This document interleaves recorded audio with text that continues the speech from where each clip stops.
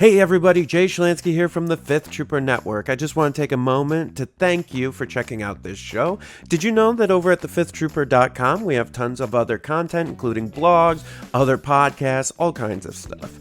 In addition, if you want access to exclusive content, you can join us on patreon.com/thefifthtrooper and join at any level and you'll get access to exclusive blog articles, access to our private Discord, and much more. So please check us out, and thank you so much for all your support.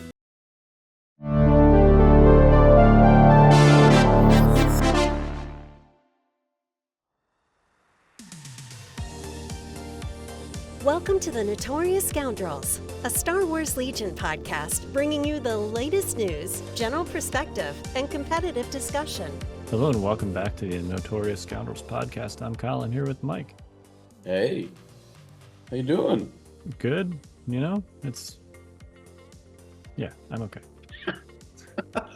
I'm tired, right. Which has nothing to do with Legion and everything to do with my personal life. But that's fair. I'm tired, and it has everything to do with Legion and nothing to do with my personal life. So there we are. We get to be polar opposites today.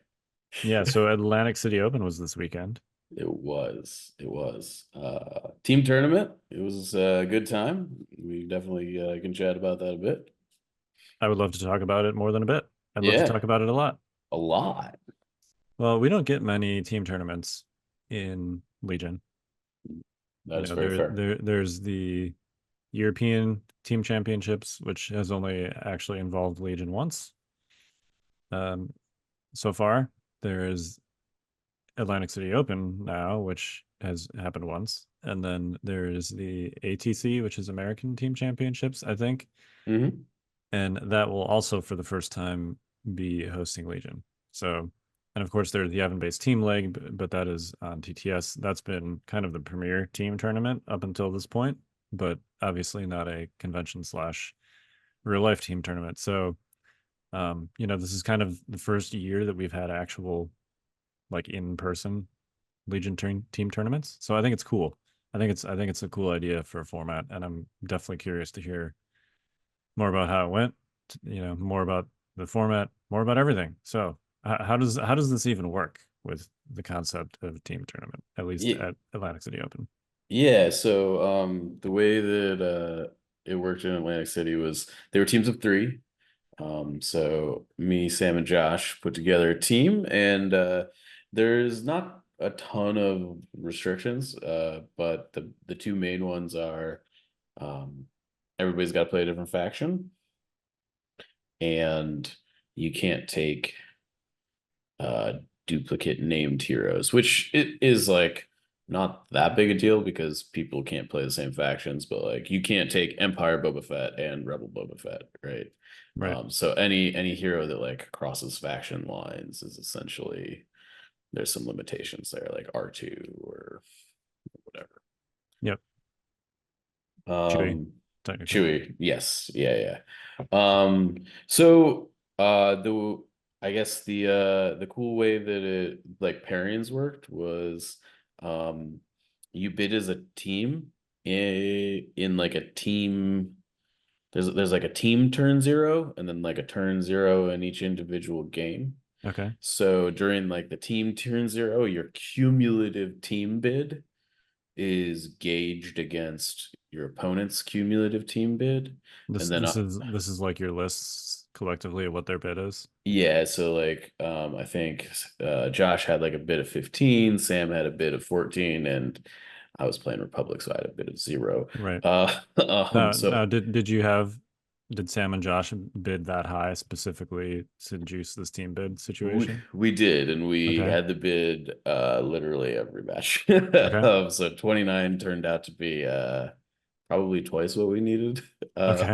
So, but we were like pretty sure, I don't know, that was the tact we wanted, and the advantage you got from that was that the way that the format worked was the team that bid higher, that captain got to pair one list from their team against any list that they decided from the other team. So essentially you got to stack a matchup, right? You're like, okay, you guys brought Dark Troopers, we brought a bunch of Impact. We're just gonna queue the Impact into the Dark Troopers for the first match, right?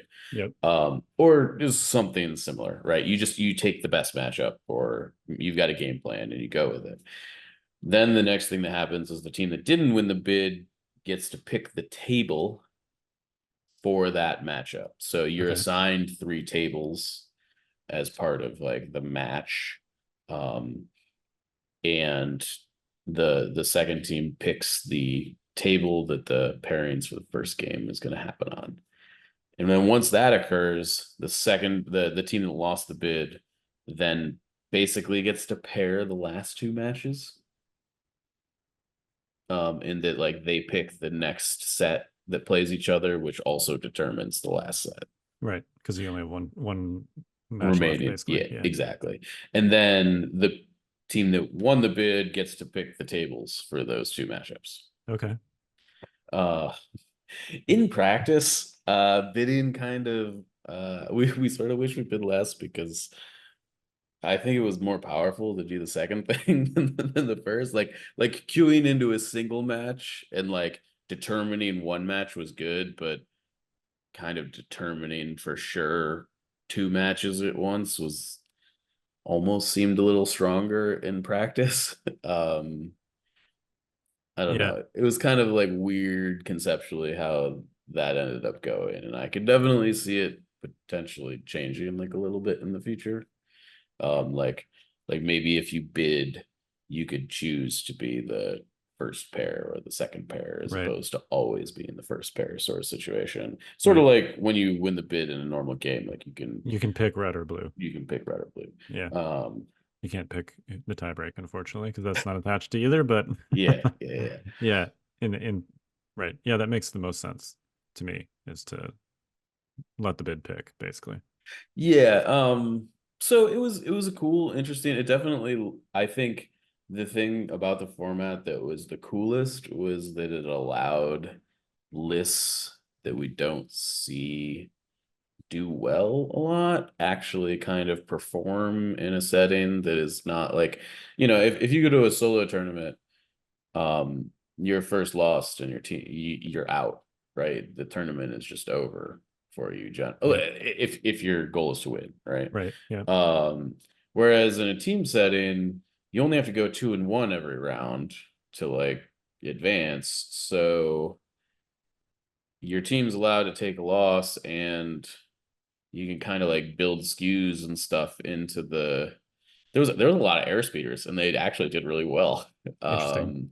Yeah. It was very interesting. I will say there was a ton of command. Everybody had a commando list pretty much, which is not super surprising. Yeah.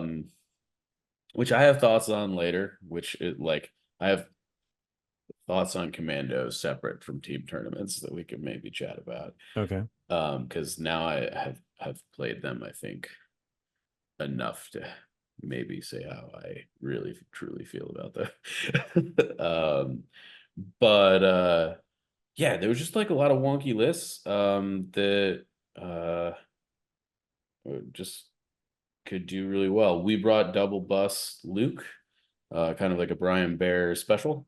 Yep. I brought a Yoda commandos list, which ended up not being as good as I wanted it to be. Okay. And that is also maybe a separate conversation from the team tournament. Yep. And we also brought like a Vader Krennic gun line, operative Vader, with, the premise was basically just like scatter your opponent out and then blow them up with the gun line, which turns out still real good. Yep. So yeah, we went 4-1, and we came in second. The other team that won the tournament also went 4-1. The match they dropped, the matches we both dropped were to each other. Okay, so you played each other twice. We played each other twice, and so this was there's like a lot of tangential things we're going to talk about today, but we were using Longshanks for at least the first time I've ever used it. And the weird thing that ended up happening was that It was a team tournament. It was 5 rounds. There were 6 teams. In theory, we should have just played everybody once. Right, done it like round robin style. Yeah. But what Longshanks ended up doing, just as, but I don't know how Longshanks works or whatever, it just kept pairing like the top Swiss teams against each other. If that makes sense. So yeah, we ended up the first and second place. We had 2 rounds against each other. I think it was like the 3rd round of the tournament and the 5th round of the tournament. And overall we went 2-4 against them. They swept us the first round because I messed up the pairings pretty bad. Yeah. And then we got it. We won like the finals, but we didn't have enough tiebreaker. The tiebreaker for the tournament was individual games won. Yeah. So because they swept us and we only beat them 2-1, they essentially they won that. Right. Okay. So makes sense. Yeah. And because they won earlier, their pairing from round 4 had like a higher SOS. So it in any case, like it was going to be very difficult for us to win, even if we swept them in the last round. So that was kind of like an oddity of Longshanks. I don't know if that's something to expect with how the tournament software works overall. Obviously, I guess this is probably the first cast we've had since we've announced that Game Uplink's going away. Yeah. Which is actually kind of notable. It is, yeah. That's a news item. Yeah. You know, I would point folks to the Game Uplink page for more information on that. The short version is that Game Uplink is being acquired by Longshanks. As part of this, all of the historical data and stuff is going to be moved and preserved over to Longshanks. That's part of the reason for this, is to make sure that everything in Game Uplink goes somewhere where it can be, looked at historically and analyzed and such. So if you're worried about like past tournament results, that's all going to carry over. But I believe the cutoff date for that is like September 1st. So Game Uplink will remain functioning until then. But yeah, if you have more questions on that, you can check out the Game Uplink page. You can check out our Discord. I know Jay was answering some questions on the Discord. Yeah.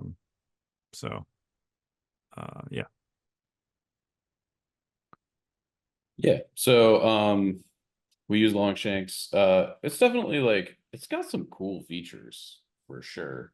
It's got like I think the thing that I like the most about it was it's got like, I don't know if you've ever played like Dota or like League of Legends or whatever, but like if you like win like 5 games in a row or like 10 games in a row, it tags your like user profile with like power overwhelming, domination or whatever, and it shows up like on the roster, which is kind of fun. It's the tournament software equivalent of like killing spree. Yeah, exactly. Yeah. So, and it's also got like it looks like an ELO thing built in, which probably will take some time, I imagine, to adjust. Like we're gonna have to play with it for like 6 months to a year for ELOs to start shaking out, because obviously most people don't have ELO in it at all at the moment, right? Yeah, and I don't know if I'd imagine that part of the historical data import is going to be including that. I don't know. I don't know any of these things. Yeah, I'm not sure either. None of us are actually involved in any of this. So yeah. It was pretty clear that like all of the games that we played during this team tournament like were like counting towards ELO stuff. So like it seems automatic. Like if you log a game in Longshanks, it just like Longshanks just does it automatically.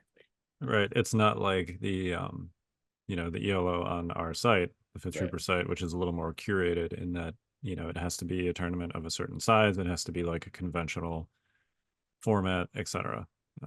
So Yeah, there might be some restrictions on like maybe like when you make a tournament on Longshanks, like you check a box or something that's like Yeah. discounts towards you. I don't know. But so that's the thing.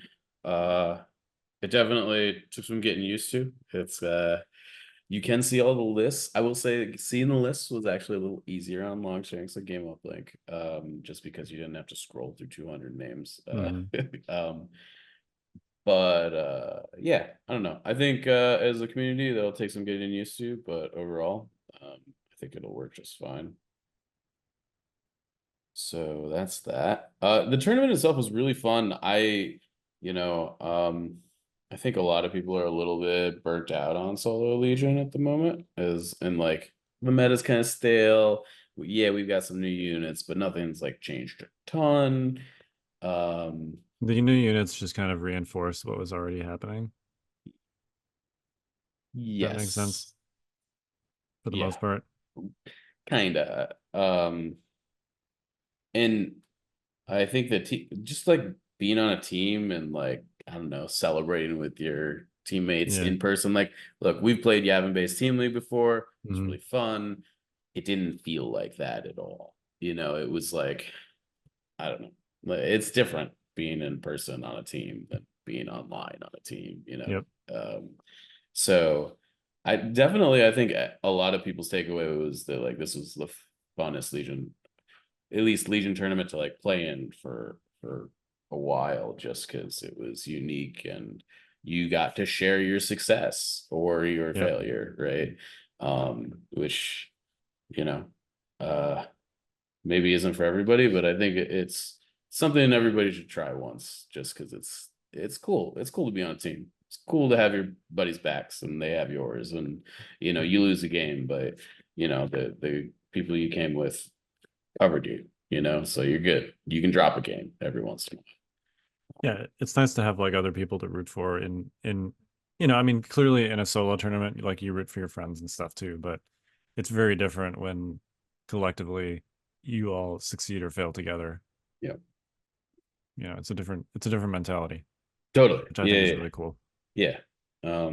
So I really hope we see more of them.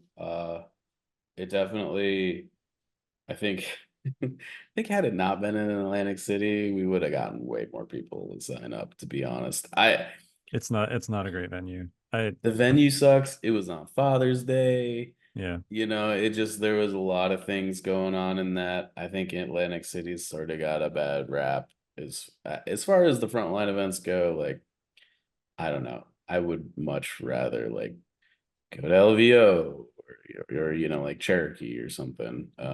Yeah. So I get why people didn't go. I hope that they try running it again, maybe at a different venue.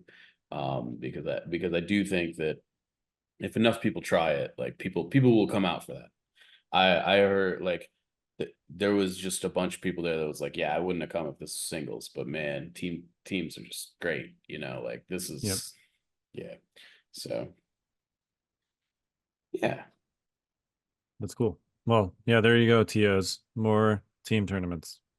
I would love to try and attend one myself. I know people were trying to recruit me for ATC, but it's not a great time. And it's also at a difficult place to get to for me. So It is. It's tough to get to. It's in like Tennessee or something, right? yeah, Chattanooga, I think. Yeah. Is like I looked it up. It was like an 11-hour drive or a flight into a small airport. And I then was like and like, then like you have to drive like another 2 hours or yeah. something. Yeah. So Yeah. I was like, it's yeah, that's not going to make my. There's I can successfully make it to like 3 to 4 convention tournaments a year. And generally speaking, they're the ones that are easiest for me to get to. So, uh, which luckily are they also tend to be large ones, right? 2 of those are Adepticon and Nova Open. So, Yeah. Yeah. Yeah. Absolutely. and PAX is also a 2.5 hour drive. So, um, you know, luckily those things overlap. But yeah, it's hopefully we'll have some more team tournaments and one that I can go to That's because fair. I'm very excited by that concept. Yeah. But We hopefully we see gotta more in general. build the Uber team, Kyle. We gotta build the meta defining breaking team, Yep. whatever it is. So I'm all about building an Uber team. Yeah. Let's just stack Me something too. ridiculous. Yeah. All right. Well, you mentioned you had some other takeaways that were not specific to the tournament. You want to talk about those? Yeah. I think they were maybe Or at not least not specific. specific to the fact that it was a team tournament. Yeah. Yeah. I would say that they were things that I've sort of concretely decided on being factual during over the course of this tournament. Like there were things that I was sort of learning over the past like month or so, and I think after putting them into practice or not practice or having them used against me, they mostly revolve around commandos and how they change our game. Okay. So I think a big thing, I had not played a lot of commando mirrors before this tournament. Yeah. And it turns out being blue player really, really, really matters. In a good way or a bad way for commandos? Like, do you want to be blue or do you not want to be You blue? want to be blue like really badly Okay. in the mirror Because of because infiltrate? that Zoning means that purposes? you get to put your commandos on the center point or the infiltrate or whatever, or on the like center point or the middle Yeah. box or whatever, and your opponent has to walk into your Republic army. um, and there's nothing they can really do about it. So I'm not entirely sure if that means that you're bidding as Republic these days or not. Obviously, that would require a little bit of a change to the battle deck. Probably got to cut VAPs at that point.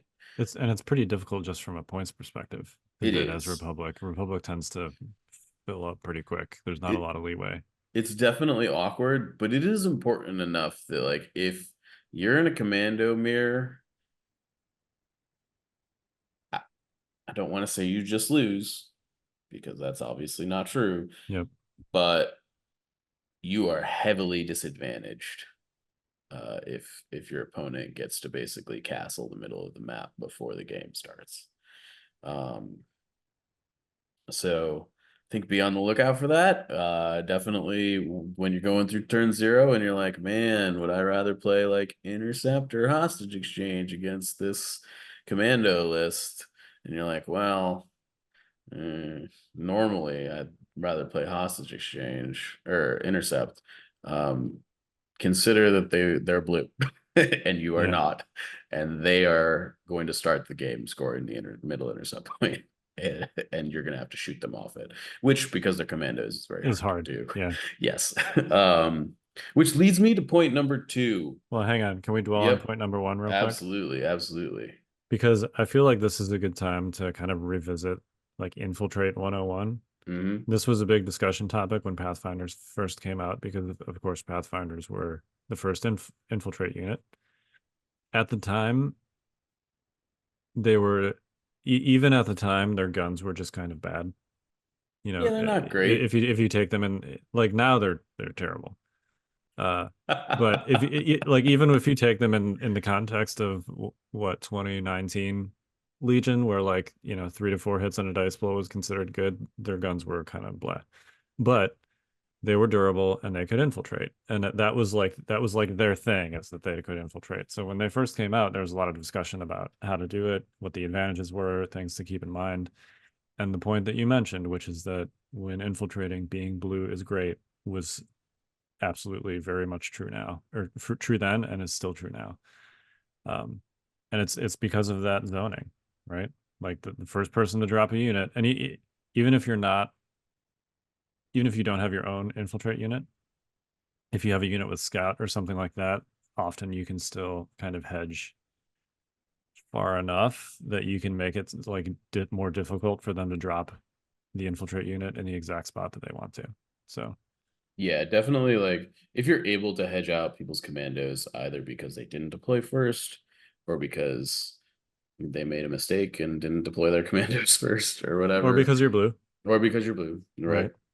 Like you definitely should like make sure that like their commandos start as close to their deployment zone as physically possible. And that's definitely a big that's a W in the win column if you're able to pull it out.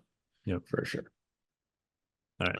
Yeah, sorry. Just wanted to dwell on that for a second because I feel like it's been a while since we've had a unit that is competitively relevant is the wrong word because ISF, had a moment too in relatively recent history. But I think Commandos are probably the most competitive unit that we've had that had the infiltrate keyword in the game. I mean, I think they might be the most competitive unit we've had in a long time. Sure, right. Which is my next point. Yeah. So I think without a doubt, the Commandos are a unit that I think is going to break the meta in a way that hasn't been broken in a long time. They basically make any clone gun line or clone list that doesn't have Kenobi in it. I brought Yoda. I didn't bring Force Barrier. Uh-huh. I got ripped apart by things with high velocity and Pierce. Just ripped apart. In a way that I couldn't do anything about it. And it turns out when clone gun lines can't defend themselves, they're actually kind of bad. Yeah. And I don't know. It's been a while since I've felt that way about clones. But I lost all of my matchups against things that had high velocity and Pierce. Without a way that, I mean, obviously I could have taken barrier, but I don't actually think barrier would have fixed the Commando situation. I lost my the pools are too heavy to the pools are too heavy for barrier to matter. Yeah. And frankly, there's too many of them. Like Right. barrier against Cassian is like very different than barrier against triple commando. Yeah. Kenobi obviously solves all of those problems because Yeah, Kenobi doesn't care about high velocity because he guardians your army. As long as he's not the one being shot. As long as he's not being the one shot. Yes. Which is how I dealt with him in the game that I played with him, but it was way too late for it to matter. Yeah. So I don't really know what that means for like the Republic meta yet. But it sure feels to me on the surface that if you ever want to like win a Republic mirror, you kind of have to have Kenobi. And I don't know. I mean, like that obviously doesn't feel like a super healthy thing, but we've also gone through like waves of like this is the best Force user to be playing in Republic right now, and they're kind of all interchangeable. So maybe that's okay. I don't know. But Commandos with Kenobi are also pretty brutal. just from like they're already extraordinarily hard to kill, and Kenobi just makes it even harder. Yep.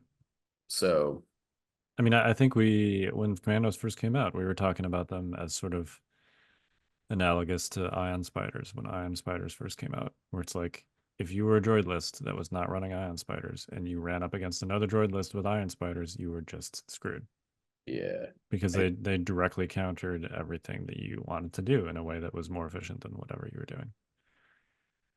Yeah, and I think my experience with Commandos is actually like even more than that. Like they actually just kind of counter everything.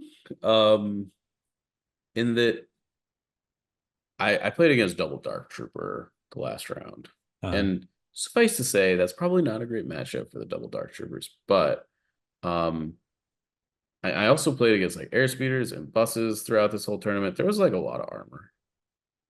These guys roll like 6 past armor, like on their range 2 shots, like pretty consistently. Yeah, I mean, it's what? It's impact 4, right? It's impact 4, critical 2. Right. Like, and that's assuming like you don't have like aim backup to like adjust the dice. Like getting to impact 4 is not hard on 8 black dice. Yeah. And chances are you rolled a crit or two because you're kind of surging to crit. Right. So I mean, my opponent in the Dark Trooper matchup had no Dark Trooper. Had his Dark Trooper units had 1 health left at the end of turn 2. Okay. Collectively. Collectively. Yeah. They each had 1 health left, to be Right. clear. Yeah. Okay. And I just it I wasn't even rolling particularly well. It just was like, this is what happens. An airspeeder kind of like goes by, you move up, you shoot it, and it rolls like 7 saves, which is to say that like the Commandos break the Republic kind of dodge castle. They also answer armor. And if you don't need them doing those 2 things, they've got suppressive and scatter. Yeah. And that's to say nothing. We're just purely talking about their offensive capabilities, the structure, right? Like the real strength of Commandos is that you actually can't kill them. So, yeah, it was a little bit of like I knew this unit was good walking into this weekend, obviously, but I walked out of this weekend like just being like, this is just the best. This is just the best unit.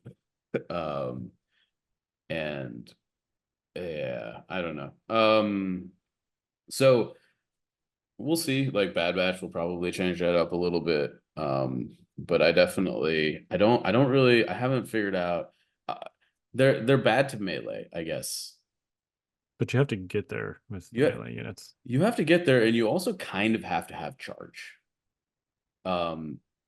Because if you just get there, this is what happened to me in my game against the Kenobi Commandos. Is I got my Yoda into melee, and he just got the crap beat out of my Commandos. Granted, I rolled a little poorly, but and by that I mean I took 7 hits from 1 commando shot, and I rolled 2 for 7. My Yoda was full health, to be clear. Yeah. So sometimes that happens. So it's a full to dead. Yes, straight 100 to 0, full stop. But most like specialist range units don't even have the capability to do that to a Yoda. Oh yeah, they don't have the dice to do that.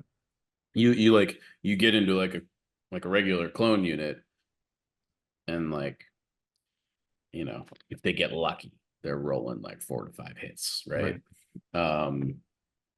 So yeah, I don't know.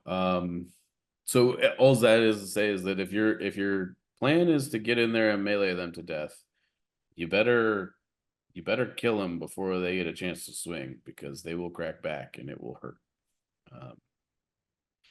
So yeah, I don't know. I think it's a weird thing in that like armor was sort of making a comeback. I think, we've seen a lot of buses, we've seen a lot of we've seen some of the snail tank and stuff.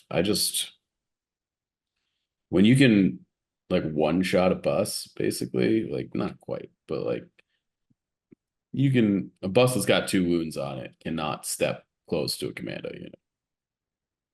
Yeah, and frankly, if you have an RPS in your list, you could always just fire support it with an RPS. Then you got impact 6 with however many dice that is. I agree, sort of. I tried that a couple times, and every time I did that, didn't work properly. Okay, go on. In the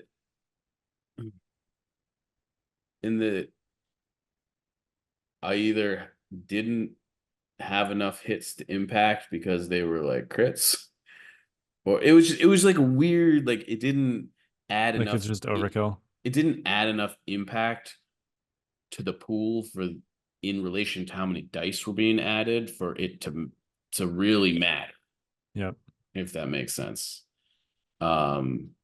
It's like, increasing your end result by 30% instead of just firing the RPS separately, where you'd get, 50% or whatever. Yeah. Like you're netting 2 if you just fire the RPS regularly. Right. And if you fire the RPS regularly, maybe like get 2 plus, I don't know, like a crit or something, and then it's 3. I mean, the crits you're gonna get either way. But yeah, it was weird. Every time I did it, that's to say, every time I fire supported a range 2 impact pool with an RPS, I regretted it almost immediately. Were any of those range 3 shots with the RPS, or were they all range 4? They were mostly range 4. Okay. Yeah. I think maybe it's different with range 3, but I also think that if you're fire supporting, if you were gonna just shoot a range 3 shot with the RPS pool, you probably didn't need to fire support it anyway, like to get, you know what I mean? Like so instead you could have like sandbagged the activation and allowed yourself to maybe like go last with Yoda or something. Right. Instead of fire supporting. Yeah. It was weird. It was a little counterintuitive, but I do think there was something to that. I do think fire supporting the range 4 critical pool with an RPS is very good. Yes. Good, obviously. But if you've already got impact 4 critical 2, I don't think there's much reason to, outside of the situation where you're in a situation that you have to one shot an armor unit immediately, like, you know, do not pass go. This unit has to die on this activation. I don't think you should do it. Is my gut. I could be wrong about that, but that's sort of how it felt over the course of like 3 or 4 games against armor. But the short version is Commando's rack armor. Yeah. And yeah, it's absurd. Like way more than I thought they were gonna.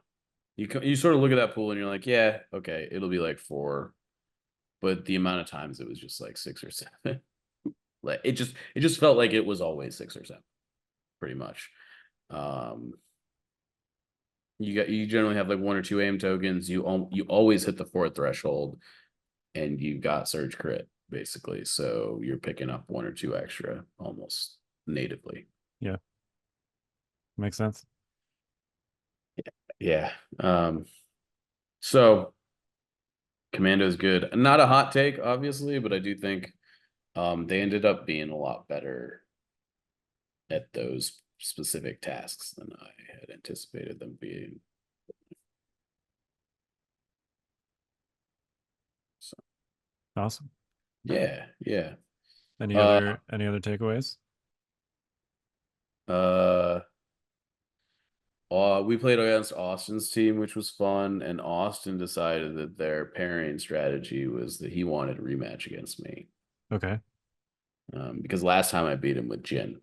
So more of a personal. It was a personal vendetta. Yeah. Did he get his revenge? He did not. He did not get his revenge. So it's a 3-0 in the wins for the Mike category. What was he running?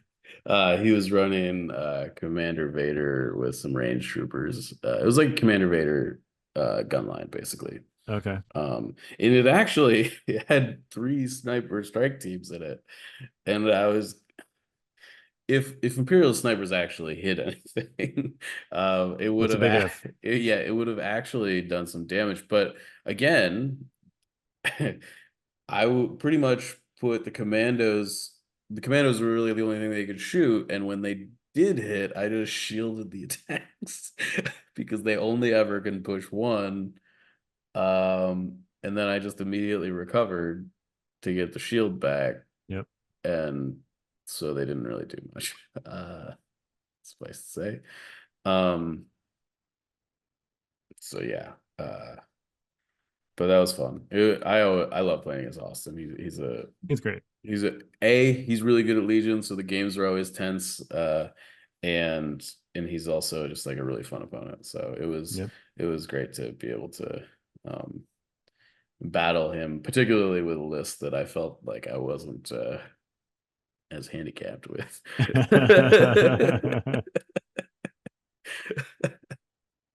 Are you talking bad about Jen? Hey, I lost to Jin. Jin was one of my 2 games that I lost. Oh man, that was a really rough, really rough. Was it game. A Jin Cassian one? It was a Jin Cassian one. The real reason I lost the game though was my opponent had like 2 naked rebel troopers sitting on his back evaporators. and everything else in his army was like north of the halfway point. Like they were on my side of the table. Yep. Right. And we were playing rapid reinforcements. And I rapidly reinforced a phase 1 Z6 behind his naked rebel troopers. Okay. After his rapid reinforcement had already dropped on my side of the table. And over the course of 5 turns, my phase 1 Z6 unit was unable to kill a rebel trooper squad. Wow, those guys are definitely fired. Oh yeah, they're super fired. Yeah, it led to me it was not good. And meanwhile, I had less material on the other side of the board, so Cassian and the airspeeders were just like ripping up my lines. And Jin ended up tapping one of my VAPs. Yep. So, alas. But that did bring up an interesting rules question I had. Okay. That was a game that I posed the question: what happens to your complete the mission token if you place Republic Commandos in rapid reinforcements? And the conclusion we came to is that you don't place a complete the mission token for that unit, as the unit is not deployed during the deploy unit step. Yeah, the complete the mission very clearly says when a unit with the complete the mission keyword deploys during the deploy unit step. So yeah. So unless we see a forum ruling on that, would recommend don't put commandos in rapid reinforcements unless you are really sure you know what you're doing.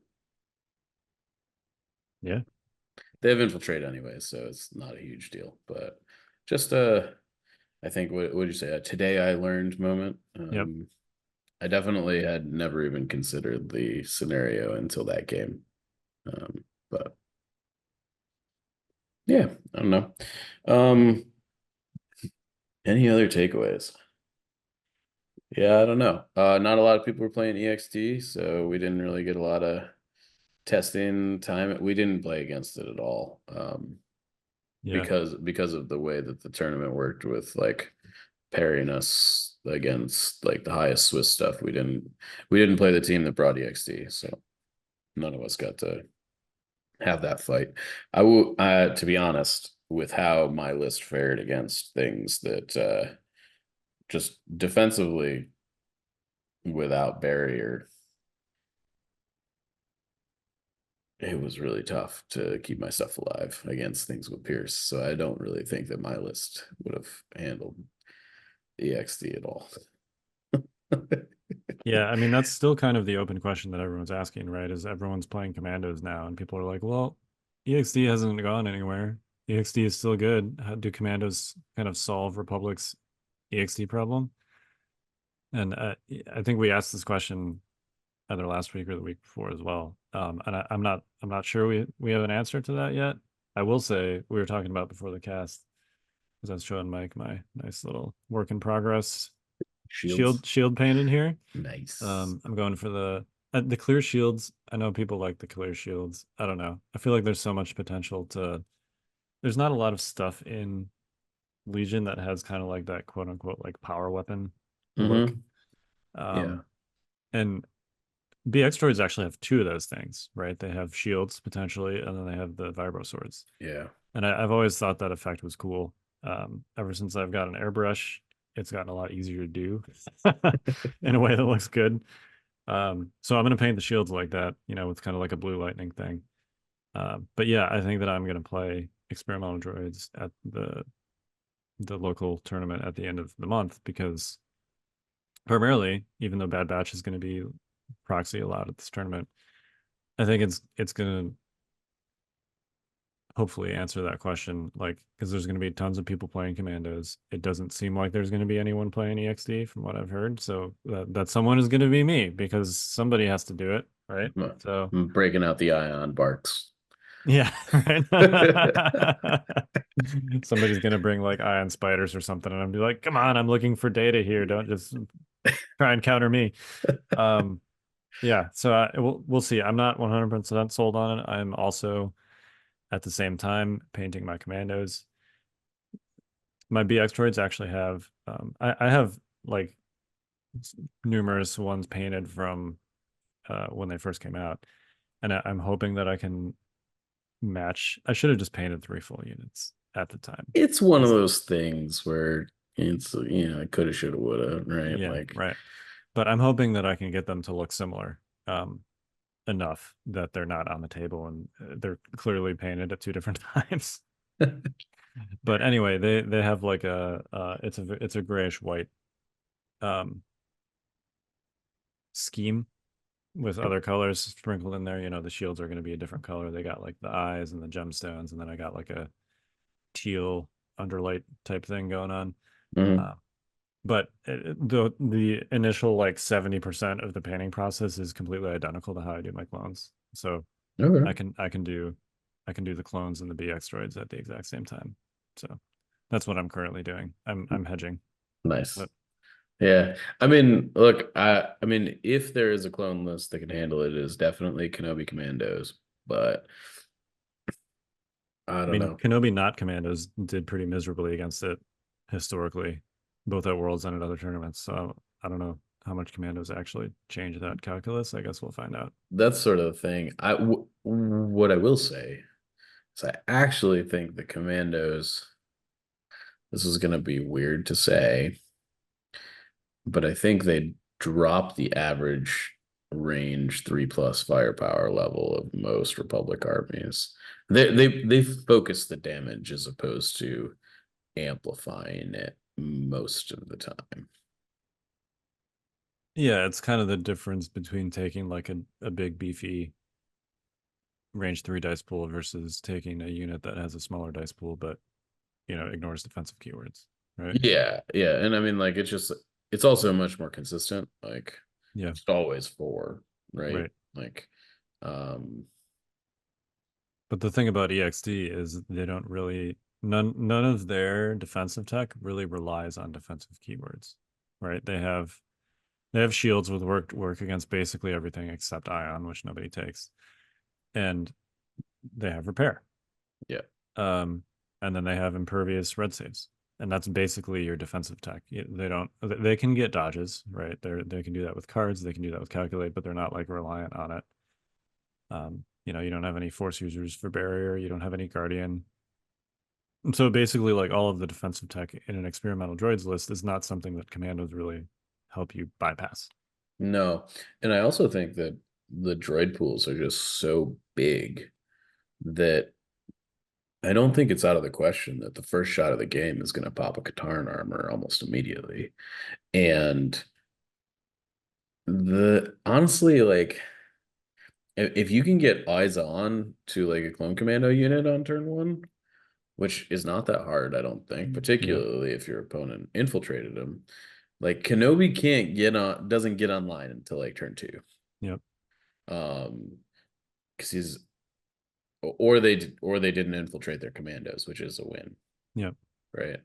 So yeah, I think against EXD, I don't I suspect the commandos are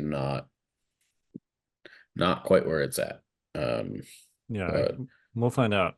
But yeah. yeah, I don't think it's unreasonable to expect to pop a Katarn armor with just the range 5 pool. I mean, If you throw the black white on top of it.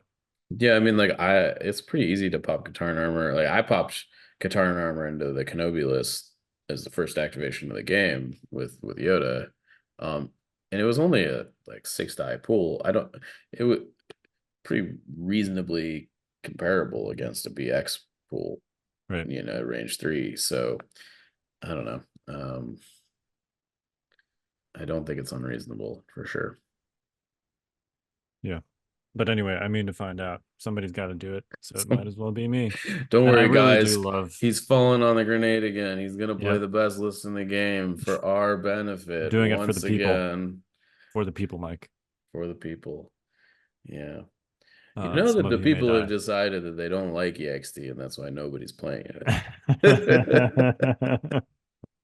It's for science. Yeah. I have been reminded because it's been a while since I've painted a droid unit. Probably a couple of years actually. I was rocking Mall B2s back in like 2021 ish. back when but X-Star was a thing. Yeah. But it's been a while, and I was reminded about how much fun they are to paint. Yeah, The I would agree with minis that. are super customizable. They all have like these nice hard edges and like clean surfaces and stuff. And there's just lots of ways to customize them, and there's lots of interesting bits on them to paint. Clones, obviously you can paint clones in numerous crazy ways too, but like the quote unquote standard / normal way to paint clones is white, right? And with some kind of color added, like my guys are 501st. But I just feel like there's so much more you can do with droids in a way that doesn't take up a ginormous amount of time also, Yeah. right? Like if you want to make your clones, I've seen people with ridiculous looking clones, but these are also people that spend lots and lots of time with a brush. Mm-hmm. And I think you can get droids like 80% of the way to really awesome looking with just an airbrush and washes and dry brush. Yeah, there's like the droid models are particularly susceptible to like painting hacks. Yeah. Here, let me grab because I don't know if I've ever showed off my currently painted BX droids since we're talking about them. They are pretty dope.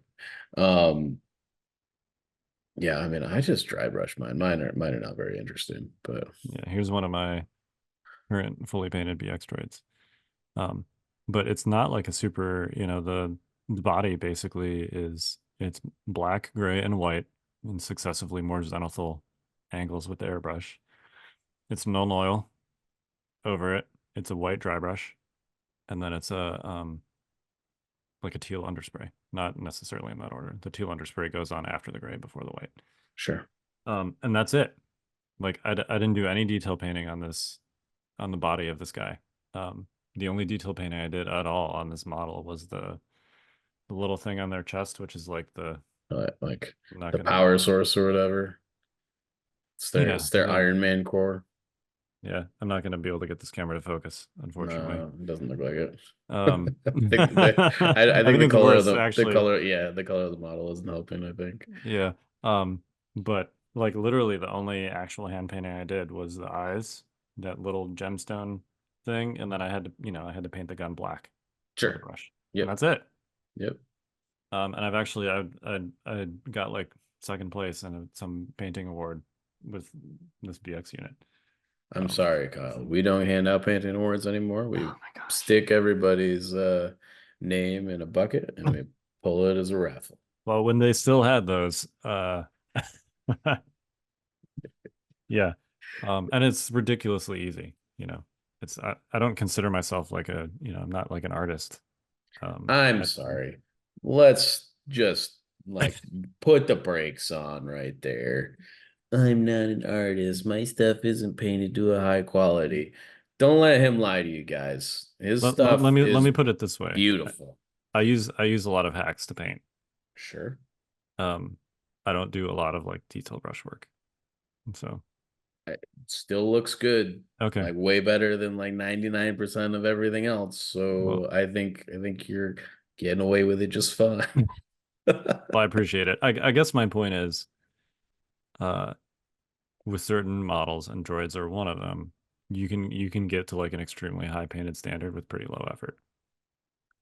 Yeah, I would definitely agree with that. I mean, like, I think they're also just the easiest and quickest to paint. Yeah, Um, just in general. just in general, which I Yeah. think, yeah. Yeah, I'll agree with that. Um, yeah, so I guess that's some BX painting shenanigans along with our ACO recap. Yeah. I'm looking forward to Bad Batch. Also news item. Let me look up the exact press release for it. Okay. But Mini Stravaganza 2024 was announced. Don't know what the dates were. It is soon. It's in July sometime. Yes. It looks like July 18th to the 20th. So a month. Month. So, and I believe they Mark your calendars. Mini Stravaganza is coming your way with roadmaps for Star Wars, Legion, Shatterpoint, and Marvel Crisis Protocol, which is interesting to me because we already got roadmaps in January, or I guess it was March. But in the roadmap, they said there would be much more at Mini Stravaganza later in the year. There you go. So maybe I agree with the guy that's got the first comment on here. Please consider Thrawn and Legion. Yeah, that seems like he seems like the perfect Legion unit to me, as far as just like if there's going to be a game where you do Thrawn, it's Legion. Yeah, if we could get a Krennic for Empire, I think we can get a Clearly. Admiral Thrawn. Yeah. Yeah. So yeah. I guess look out for that. That's gonna be live on twitch.tv/AtomicMax Games, I think. So yep. It'll be a party. I'm looking forward to it. I don't want to speculate, but I'm about to speculate. I think that we'll probably see some Legion 2.0 stuff here. Yeah, I mean, I'm not sure. Like, that doesn't feel like like speculation at this point. I don't know. I think it's more of a question of when will the release date for Legion 2.0 be? I'd imagine it will coincide with the hard plastic release of the original core set stuff, which I think they've announced for next year sometime. Yeah, I think on the roadmap it was either December, January, or something. I would have to look at it again, but it definitely was on the. I think it was on the roadmap. Yeah, I want to say it was in 2025 because the late year stuff was like the Rebel Sabs and the Riot Troopers and stuff like that. Which look cool. They do. I'm very curious to see what Rebel Sabs do because I feel like the game is really wanting for like a unique rebel guerrilla warfare type mechanic. Sure. And I feel like they missed an opportunity with Ewoks a little bit. Okay, yeah. Do you mean like a unit that like infiltrates in the middle of the board and is like robust and maybe puts tokens down that affect where your opponent may or may not go? Yeah. Mm-hmm. Okay. I was thinking more like a Cad Bane style thing where you have like hidden tokens that do stuff. I feel like that was a real missed opportunity with the Ewok release. And I'm also flabbergasted that none of the Ewok units can infiltrate. Well, a couple of them have like they got scouting party on one of the Yub Nub guys, right? Like, yeah, but anyway, I'm really excited to see if they do something different with Rebel Sabs besides just making like another unit that can infiltrate. I think it'd be kind of boring. I hope that there's some face down tokens or something with surprises under them for Sabs. Yeah, I think that would be really cool, and I definitely think that the power level of stuff in the game has gotten to the point where like that's probably fine. Yeah, let's just triple up on Cad Bane. Yeah. Let's just I mean, like, whatever. Not a big deal.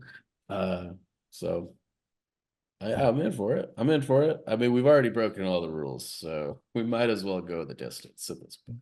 Yep. All right. Hashtag bad batch. Yeah. I'm very excited for them too. I'm excited to paint them. Yeah.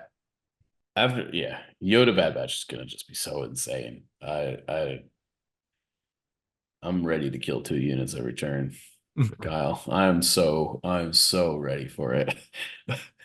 I'm ready to try it too. Look, I put my Yoda together last week, so. You didn't have him assembled? What? No. Oh man. I have a difficult time. I have so many. I mean, look, I have all the factions, right? So, my hobby time is spread pretty thin, and typically whatever I'm working on is specifically motivated by the thing that I intend to play at the next tournament that I'm playing. So, although I've had Yoda in a box forever, because I bought him when he came out, I have basically until I'm like I'm gonna play him at a tournament. I didn't have a good reason besides him just being awesome to like put him together because there's 5 other units that also look awesome that I'm actually going to use in a tournament. That you're not allowed ahead to of him in the Yoda. queue. I just want you to know that we're not allowed to unlock Yoda in Kyle Dornbos's hands because it's not going to be okay. Excited. Yep. Me too. All right. Well, any final thoughts? No. Just next month should be interesting between Bad Batch and Extravaganza. So, Yep. I mean, at a bare minimum, we will have some news towards the tail end of, I guess, 4 weeks from now. So, whatever that news is. Yeah. And happy Father's Day to all you. Happy belated Father's Day to all you fathers out there. For those that are. So, all right. We are the Notorious Scoundrels. I'm Kyle. And I'm Mike. Stay fresh, cheese bags.